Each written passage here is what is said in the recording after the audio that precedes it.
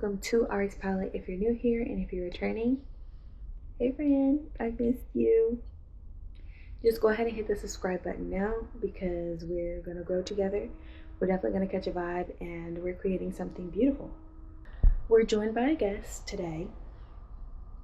I literally was about to film this vlog for you and he decided to wake up. But we move on. We're going to be talking about the books that I'm reading and how I keep track of them. I decided to go back a little old school.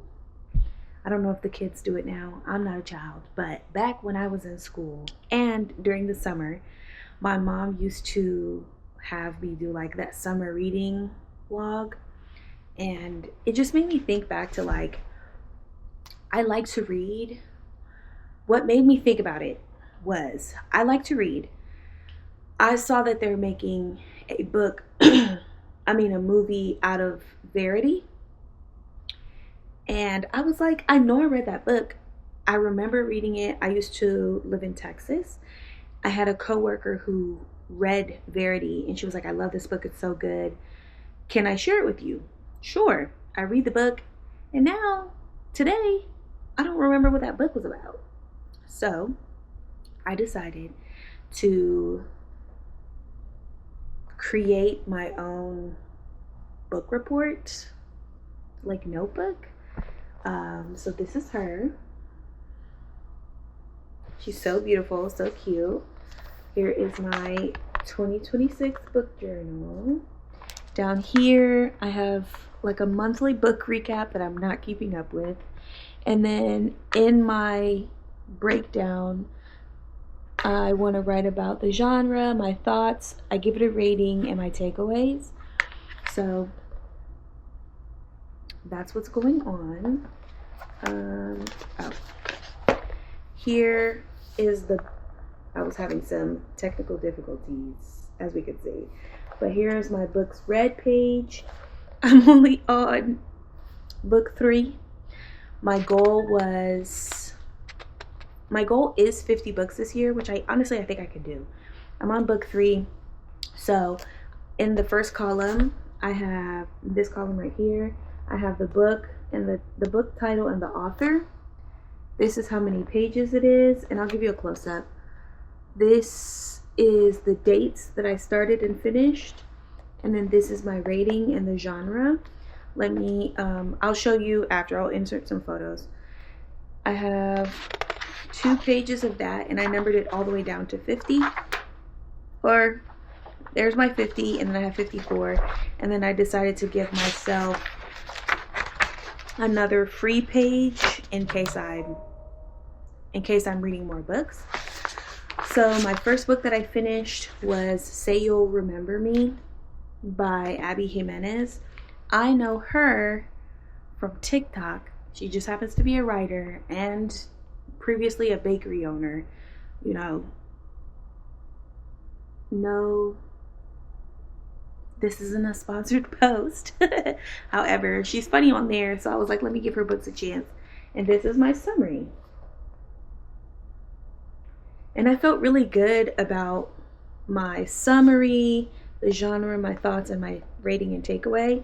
And I have those like bulleted out here. So like takeaways is down here. Ratings is right above that. Okay. So that's how I'll be moving for the rest of these books. Currently, I am reading Just for the Cameras. Let me pick her up for you. I'm currently reading this. This book has 581 pages. I am on page 458. I will say, I started this, per my notes, I started this on February 25th. It's April. Now, mind you, I did have a baby in between this. However, and like I've been a little sleepless. I thought I would have had time to finish it, but a few days later I had a baby. So that's how far in I'm in. And then I started All About Love, New Visions by Bell Hooks. I'm sure you'll all have heard of her. This book only has 237 pages, and I had to stop. This book is a book that I feel like you have to digest and really be present with what Belle is talking about. Yikes. And be in a headspace to really have the words permeate and like be able to sit with them. I'm not in that space at this moment because I'm kind of scrambled all over. However, once I feel like I can sit down and like digest what she's saying, I'm gonna keep going. Honestly, I'm in the introduction. I didn't get too far. I'm only in the introduction. Like, I'm not even in the numbered pages, you know? So this might be a book that I actually have to like start over and read again, but it's a lot. And if you're not ready for a lot and ready to literally critically think and stop and think about what she's saying and how she's saying it, how it's being presented to you, you're going to be sitting there like, what the fuck is she talking about? In my POV You're My Diary vlog, I talked about this book. I didn't give too much because I knew I was going to be making this reading vlog. However, now I can get into the nitty gritty. I don't know if you plan on reading this, and if you are, spoilers. You hear me right now say there's spoilers. You need to leave. If you're going to read this book, leave. If you're going to leave this book, if you're going to read the book, bye. And then come back. First of all, I love the artwork on this book. That is exactly what drew me in. And then I read the summary on the back. One part.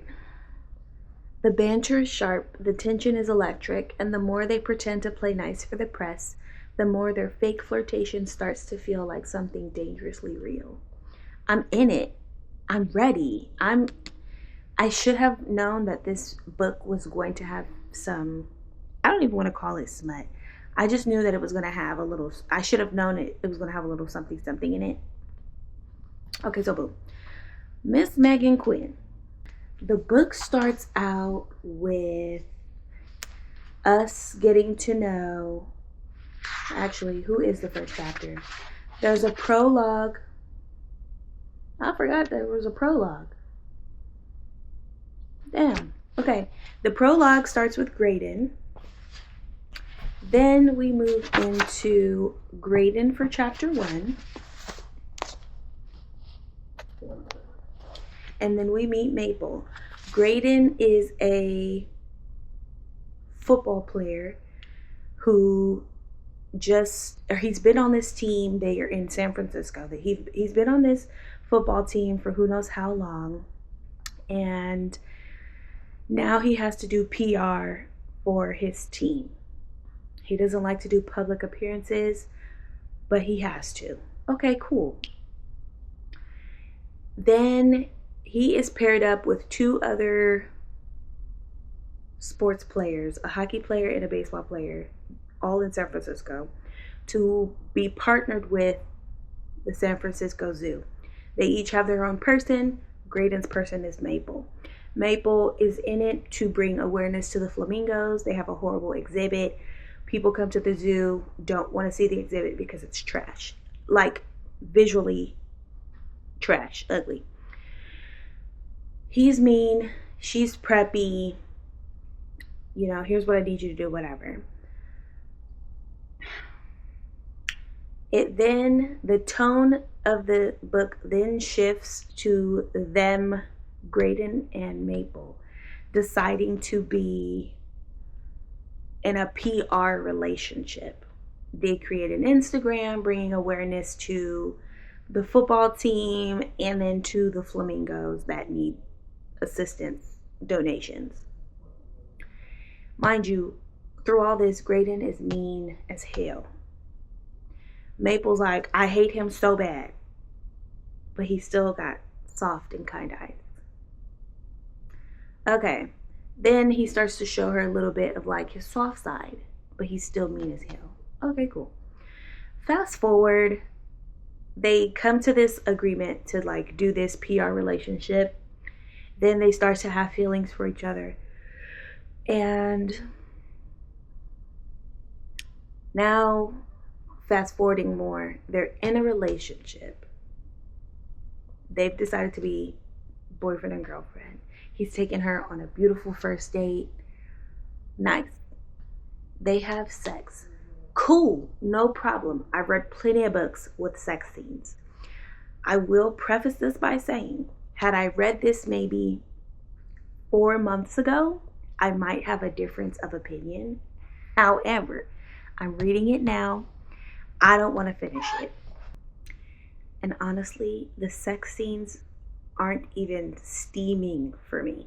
I think it's because there wasn't a good enough slow burn for me.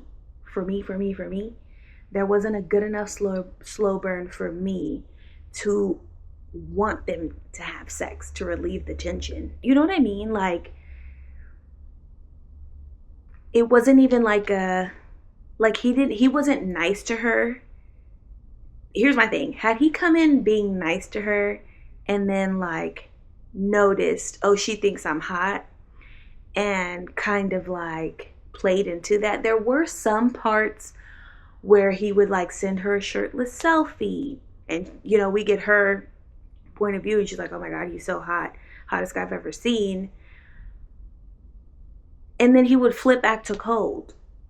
Had he been warm throughout this entire interaction and like their interactions, and then played with her like that little cat and mouse, I think then the scenes written out would have been a little bit more fulfilling. But because he was just mean, nice, mean, nice, nice, mean, nice, and then they like finally get together, and then they finally have, underwhelmed to say the least. Another thing that pisses me off with the writing, and usually women authors can kind of get what needs to be gotten when writing sexual scenes. I don't think I've read a book authored by a man that gives me a good sex scene. However, usually the women know how to get it, because, you know, we know how we want to be talked to and caressed, and the things that make us feel sexy or things that make us feel romanced. Miss Meghan, no shade. I can tell that she's white. I should Google it, but I won't. I can tell that she's white because she uses the C word for his parts. And he's all like, so the character Graydon has always thought Maple is beautiful or sexy. Now that he's in a relationship with her, that's all he says is beautiful. When you're having sex, I'm not even going to get into that. She writes it as like, when they're mid-coitus, he's like, oh, beautiful, oh, beautiful.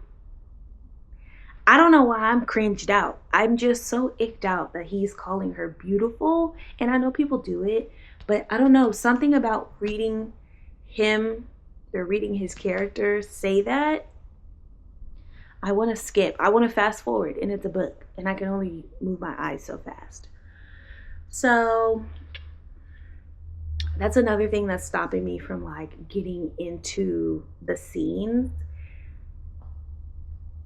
I feel like maybe I need to go and read, or at least listen to This Could Be Us by Kennedy Ryan, so I can get that like scene that I'm looking for in a book, because this just isn't it.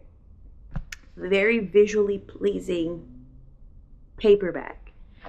I don't know how it ends yet, because again, I'm only on 400 and something. I still have, actually I have about over 100 pages left, 130-ish, 120, something like that, to finish this book out. And then at some point, I'm gonna pick up All About Love and just really sit with myself on how this book makes me feel. These are the two books that I'm reading right now. I haven't read or listened to any audiobooks. I also have a book that I started. Why isn't that I put it on here? The next book I'll be reading is a book in the Legends and Lattes trilogy by Travis Baldree. The Legends and Lattes, I read that book, the paperback, loved it, and very like fantasy. I loved it. Beautiful book. I'm reading the second book. It's like Bonedust in bookstores or something like that. That's next. That'll be my fourth book. Once I get through these, I'll probably start that. I might just tell Belle to give me some time. I feel like Bell Hooks is this book is something I need to read and write so I can digest it, so I can really take in what she is saying and the message in her book, because I heard it in songs. I hear people talk about this book all the time, and so I felt like I need to read that, right? I am a reader, and I like to read books that are fiction and like fantasy, and I thought that this would be a good, it's categorized on Google. Bell Hooks' book is categorized as self-help, so if I'm gonna read something nonfiction, I wanted it to be this. And I've read other self-help books before, but this is one that I felt like I have a Black author at my fingertips. I want to see what she had to say. So thanks for coming along to my reading vlog. Most of it was just me being upset at this and some of the writing. You can see my little bookmark. That's literally all the book I have left. I just need to finish it. Get it out the way so I can stop worrying about it. Then I can write my summary, give my rating, and all the things. I am hoping to leave a nice rating for this in my description box for you, but we'll see. But that's what I'm currently reading. Tell me, are you reading anything? Have you read any books? Do you have a reading goal for 2026? Have you read All About Love by Bell Hooks? Or have you heard of Meghan Quinn? I had never heard of her before. So this is the book that introduces me into her writing. I'll see if she has other books. I'm sure she does, because New York Times bestselling author. Cool. And I look forward to finishing both of these and digesting All About Love and getting this out the way. But if you have any book recommendations, any series, I love, I'm open to nonfiction, self-help, if you think that they're, like, I read Atomic Habits. That was good. So anything nonfiction I'm open to. Love a good rom-com, love a mystery, a thriller. I love a science, a horror. Give it all to me. Fantasy. I don't know if I said that. Any recommendations that you have, let me know. I speak Spanish, so any Spanish books that you know that are fun, let me know. But if you have made it all the way to this part of the video, you might as well go ahead and like the video, because you obviously like the video. You know what I mean? Go ahead and turn on the post notifications. Go ahead and hit that bell, so that way you're notified every time a new video drops. And until next time, friend, I'll see you in the next video. Bye.